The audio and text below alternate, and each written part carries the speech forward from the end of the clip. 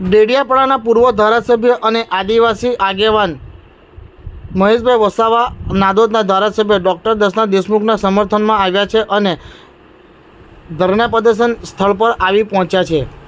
આજે એક સરકારી કાર્યક્રમમાં નાદોદના ધારાસભ્ય ડૉક્ટર દર્શના દેશમુખનું અપમાન થયું છે, જેને લઈને તેઓ ધરણા પ્રદર્શન પર બેઠ્યા છે। ત્યારે તેઓના સમર્થનમાં આદિવાસી આગેવાન અને પૂર્વ ધારાસભ્ય મહેશભાઈ વસાવા પર ધરણા પ્રદર્શન પર આવી પહોંચ્યા છે અને નર્મદા જિલ્લા પ્રમુખ નીલ રાવ પર ગંભીર આક્ષેપ કર્યા છે। શું કહે છે સાંભળો તેમના શબ્દોમાં। આજનો જે પ્રશ્ન છે કે આજે એક ધારાસભ્ય તરીકે આજે મહિલાનું જાહેરમાં એક આદિવાસી તરીકે અપમાન થતું હોય ને આવા જે અહીંના જિલ્લાના પ્રમુખ છે જે બિન આદિવાસી નીલ રાવ, જેને બેન સાથે આટલા વર્ષોથી એને દબાવવાનું કામ કરે છે, સાંસદ અમારા સાત તમના સાંસદ સભ્ય એમને જ્યારે જો બેનના મેં સ્ટેટમેન્ટ પરથી હું કેમ છું કે જ્યારે આ જે ઘટનાઓ બની છે, જે ઘટનાઓ કદાચ અમે સાંભળી નથી, બાકી અમારું લોહી પણ એવું ઉકળે છે કે આવા લોકોને અહીંથી તગેડી દઈએ। ભલે અમે કોઈ પાર્ટીની સાથે કોઈ અમારે લેવા દેવા નથી, પણ જે વ્યક્તિગત સવાલ છે, તમે 99% આદિવાસી વિસ્તારમાં આવીને જ્યારે જો અમારા આદિવાસી સમાજની આવી મા બેટીઓને ધારાસભ્ય તરીકે એમને જ્યારે આટલા દબાવમાં આવતા હોય તો સામાન્ય જનતાનું શું?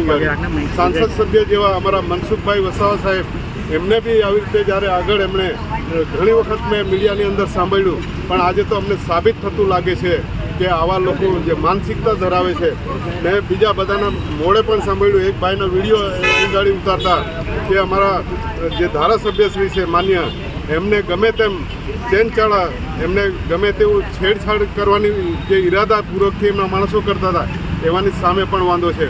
એટલે મારે કોઈ પાર્ટી સાથે લેવા દેવા નથી, પણ આવા માનસિકતાવાળા લોકોને આ લોકોએ અહીંથી સાઈડ કરી દેવા જોઈએ એવી મારી પણ માંગણી છે। હું કોઈ પાર્ટીનો એ નથી, પણ આદિવાસી તરીકે જો આવી રીતે ન્યાય નહીં મળે તો અમે આ નર્મદા જિલ્લા અને કલેક્ટર ઓફિસો અમે આંદોલનોથી આ વિસ્તારની અંદર ભરપાઈ કરી દે ને આવા લોકોને આ વિસ્તારમાંથી અગર કોઈ ખદેડે નહીં તો અમારા આદિવાસી સમાજ અમે ભેગો થઈને આ વિસ્તારની અંદરથી અમે ખદેડી દઈશું, એ પણ અમે ચેલેન્જ આપીએ છીએ।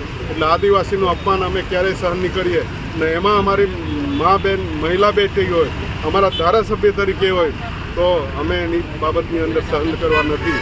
એટલે અમે આજે સપોર્ટમાં એક માજી ધારાસભ્ય તરીકે, એક આદિવાસી સમાજના આગેવાન તરીકે હું એમને સપોર્ટ કરવા આવ્યો છું। મારે કોઈ રાજકીય એમાં હેતુ નથી।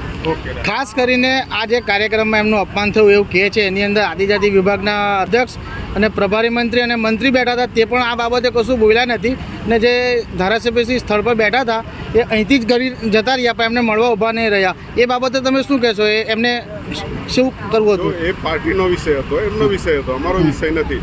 પણ એક આદિવાસી તરીકે ધારાસભ્યને અન્યાય થતો હોય, એ રાષ્ટ્રીય જે છે પ્રમુખ ગણપતભાઈ વસાવા જે કહે છે એમની ફરજ છે કે આદિવાસી તરીકે અહીં આવવું જોઈએ, પાર્ટી એમનો વિષય છે।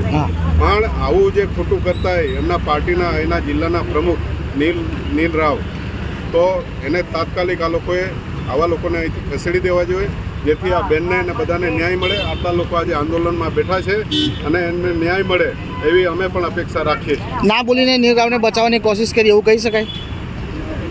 એ પાર્ટીનો વિષય છે, અમારે કંઈ નહીં। હા, એટલું કે આદિવાસીને અન્યાય થાય તો બિન આદિવાસી બચાવવાનો આમનો આશય હોઈ શકે।